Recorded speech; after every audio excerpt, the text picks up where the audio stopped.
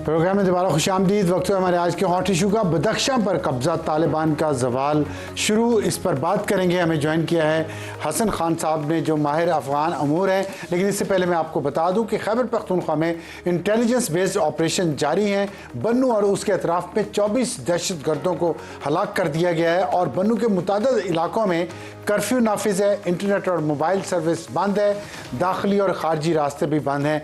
और 5 ये जो बदख्शां में हुआ है, ये इसलिए बहुत अहम है कि 5 साल के तालिबान के इक़्तिदार में वापसी के बाद पहली बार मुसल्लह मुखालिफिन ने बदख्शां के ज़िला याफ्ताली सफरी पर कब्ज़ा कर लिया है। और काफ़ी दिनों से इतलात आ रही थी कि वहाँ पे टेंशन चल रही है और आज ये भी हो गया है। और इसके अलावा बलूचिस्तान में जो ऑपरेशन शबान जारी है, ISPR के मुताबिक उसमें 91 दहशत गर्दों को हलाक किया जा चुका है, जबकि 5 जुलाई से लेके आज तक 129 दहशत गर्द हलाक हो चुके हैं। खैबर पख्तूनख्वा और बलूचिस्तान पाकिस्तान के वो 2 इलाके जहाँ पे मुसलसल दहशत गर्दों के वाक़यात जारी हैं और उसके ख़िलाफ़ इस वक्त सख्त जंग जारी है। और इसी पर बात करेंगे। हसन खान साहब, बहुत शुक्रिया हमें ज्वाइन करने का। पहले तो मुझे सिर्फ ये बदख्शां का मैं इस पर बात करना चाहता हूँ। इस पे कब्ज़ा क्यों सिग्निफिकेंट है आपके ख्याल में? हालांकि छोटा सा सूबा है ये, लेकिन सिग्निफिकेंट क्यों है? बहुत शुक्रिया अफसर साहब। देखिए, ये अफगानिस्तान में जो 2 सूबे हैं ना, वहाँ पे मुसलसल कई महीनों से जो है वहाँ पे हालात तालिबान के लिए बड़ा चैलेंजिंग है।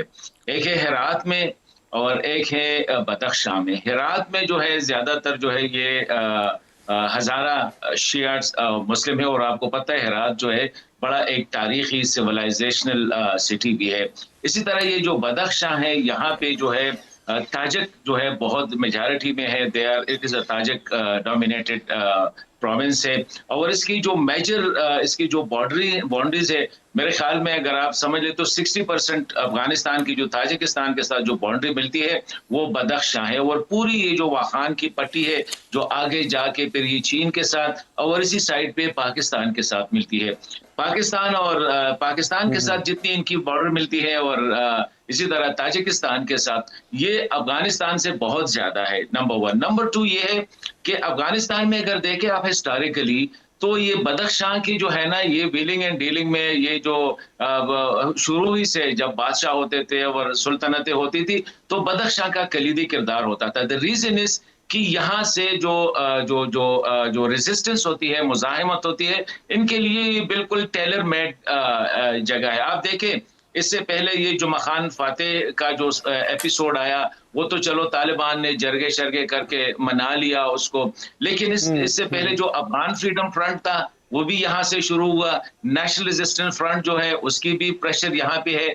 अब ये जो नया बना है जिसको ये कहते हैं होमलैंड सोल्जर्स फ्रंट, जो कि अब्दुल कयूम मलंग जो उसको लीड कर रहे हैं, बड़ा स्पेक्टेकुलर ये जो कल रात जो हुआ है कि ये जो यफ्ताली डिस्ट्रिक्ट है इसको इस पे कब्जा किया है। अब बैक टू अगर आप देखें, अफगानिस्तान में जब रेजिस्टेंस होती है, जब तालिबान 2001 में चले गए तो 2006 में ये सर उठाना शुरू कर दिया और आहिस्ता आहिस्ता इसी तरह छोटे छोटे गाँव में या छोटे मैं माजी में नहीं जाना चाहता, हाल में इतना कुछ हो रहा है कि हम उसी पे जरा फोकस रखें। आपने बताया मलंग खान जो अभी आए हैं, ये ताजिक हैं? ये बिल्कुल ये ताजिक है। ये जो था जुमा खान फातिह और जुमा खान क्या थे? ये उज़्बेक थे, लेकिन ये ताजिकिस्तानी थे, बदख्शानी थे। ये उज़्बेक थे लेकिन है बदख्शान से होते थे। जुमा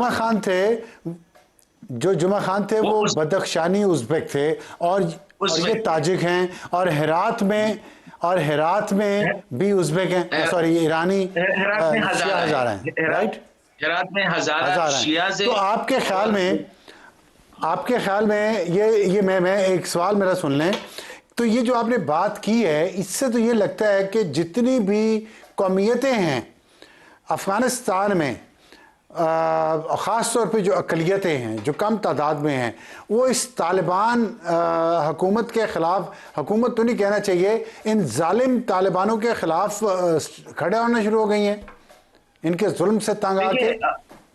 देखिए अफसर साहब, हमने एक चीज देखनी है, ये जो तालिबान है ये पश्तून ट्राइबल रूरल एरिया से हैं। ये नहीं है कि ये काबुल से या जलालाबाद से या मतलब ये है कि कंदहार जैसे सिटीज से आए हैं, शहरों से ये नहीं आए हैं। ये कबायली है, रूरलाइज्ड जिसे हम कह सकते हैं, और ये पश्तून है। इनकी नज़र में जो है इस्लाम भी वही है जो एक कबायली पश्तून की नज़र में होती है, और इनकी नज़र में अफ़गानियत जो है वो भी वही है। अब ये दोनों जगहें जो है इनके लिए चैलेंज है।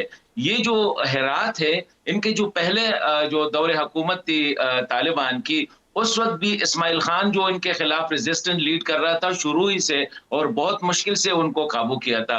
इसी तरह ये जो नॉर्थ वाला है, यहाँ पे आपको पता है कि काफ़ी बाद जो है यहाँ से उनको वो मिली थी, कामयाबी मिली थी। तो अब हिबतुल्लाह साहब के अच्छा, लिए जो लेकिन चैलेंज है, हाँ, लेकिन जी जी, हेबतुल्लाह के लिए क्या चैलेंज है? मैं हिबतुल्लाह साहब के लिए जो बड़ी चैलेंज है वो ये है कि पश्तून एरियाज को तो उन्होंने डोमिनेट किया है, नंबर 1। फिर ये है कि अपनी ये तालिबान की जो हुकूमत है, इनको उसने पश्तूनाइज किया है, और ये बाकी जो कौमियतें हैं, स्पेशली ताजिक हो गए, जो कि ताजिक हिस्टोरिकली अच्छा, एजुकेटेड भी लेकिन मैं ज्यादा है। एक मिनट रुकिएगा हसन खान साहब, आपसे दिलचस्प गुफ्तगू हो रही है, टाइम हमारे पास बहुत कम है, लेकिन मुल्ला हैबतुल्ला, मुल्ला नाम उनके साथ आता है। मुल्ला का मतलब है कि अल्लाह से जिसकी लॉ लगी हुई हो, अल्लाह का बंदा हो, इस्लाम की बात कर रहा हो, और साथ आप कह रहे हैं कि वो पख्तूनियत की तरफ, मतलब ये तो इस्लाम और कुफर हो गया ना, कि अगर आप एक तरफ इस्लाम का नाम लेते हैं, दूसरी तरफ रेसिस्ट नस्ल प्रस्त होना तो इस्लाम की नफ़ी है। ये कैसे हो सकता है? देखिए, मेरे ख्याल में अगर आप देखें इस वक्त जो अफगानिस्तान में जिनको वो अमारत इस्लामी कहते हैं, इनसे तो सबसे बड़ा गिला यही है कि एक तो ये डोमिनेट कर रहा है पश्तून, और पश्तूनों का गिला ये है कि ये सिर्फ कंधारी है। देखिए, मुल्ला हिबतुल्लाह साहब कंधारी है, हसन अखुन साहब कंधारी है, नहीं, मुल्ला बिरादर जो है वो कंधारी ठीक है। है, ठीक है, मतलब ये तो आपस के उनके ये मामलात हो गए, लेकिन हम यहाँ देखते हैं कि महमूद अचकज़ई साहब जो लीडर ऑफ द अपोजिशन हैं, और सारी उम्र मैं तो उनको लेफ्ट के समझता रहा, वो एक इंतहा पसंद मुल्ला को कहते मैं उनका वज़ीर इत्तलात हूँ। ये हो क्या रहा है? मुझे मतलब ये सारे हौच पौच समझ नहीं आ रहा कि ताजिक मुखालिफ हैं। महमूद अचकज़ई साहब कहते हैं कि वो कौम परस्त हैं, वो हुकूक की जंग लड़ रहे हैं। ताजिक तंग हैं, उज़्बेक तंग हैं, हज़ारा तंग हैं, हथियार उठा लिए हैं मुल्ला के अगेंस्ट अफ़गानिस्तान में। और अचकज़ई साहब जो मौलाना फजल रहमान के साथ कभी नहीं बैठे सारी उम्र, मुल्ला कह के, अब वो मुल्ला हिबतुल्लाह को क्यों सपोर्ट कर रहे हैं? कौन सा वो इंटरेस्ट है इनका? देखिए, ये अफसर साहब, ये हमारी जो स्पेशली हमारी जो पश्तून इंटेलिजेंसिया है, इनकी एक कंफ्यूजन है।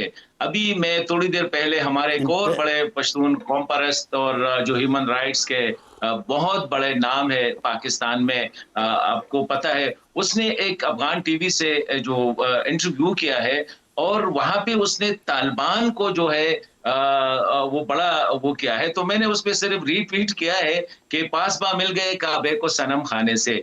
ये जो अचकज़ई साहब थे, देखिए, ये ना कौम परस्ती है, ना ये जो है अफगान परस्ती है। यहाँ पे सिर्फ आप देखिए कंस्टिट्यूएंसी की वो फोकस कर रहे हैं। उसको पता है कि अफगानिस्तान में ये, इसमें पहले भी मेरे ख्याल में आपसे भी बात हो गई थी कि ये अचकज़इयों और नूरज़इयों की जो लड़ाई है, और फिर अब इस वक्त बलूचिस्तान में जो नया सेटअप बनता जा रहा है, वो मेरे ख्याल में ये एक टोटल कंफ्यूजन है।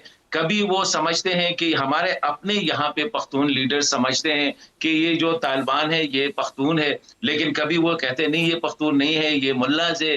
तो ये बहुत बड़ी कंफ्यूजन है, और मेरे ख्याल में खुद उनको पता नहीं है कि आया अचकज़ई साहब इससे पहले हामिद करज़ई साहब के वो थे, आपको अच्छी तरह याद है कि बड़े क्लोज समझे जाते थे हामिद करज़ई साहब। फिर अशरफ गनी के साथ थे आप, फिर सारी उम्र पाकिस्तान को गालियां निकालते रह गए, जी तालिबान की सपोर्ट क्यों करें, अब आगे उनके वज़ीर इत्तलात बन गए। बहुत शुक्रिया हसन खान साहब, सवाए एक बात के, हाँ एक आपकी बात से मैं जाते हुए बसद एहतराम इख्तलाफ करूँगा जो आपने कहा इंटेलिजेंसिया जो है, अगर नस्ल प्रस्ती तो बीमारी है, मैंने जितना पढ़ा है, और हिटलर को बीमारी थी।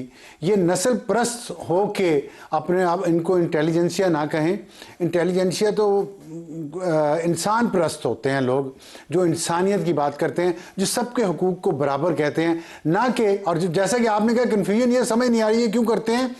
तो अगर आपकी और मेरी तालीम कोई हमें सबक देती है तो वो यही देती है कि ये मफाद परस्त, और मफाद किस चीज़ का, इसका मैं नाम ना ही लूँ तो बेहतर है।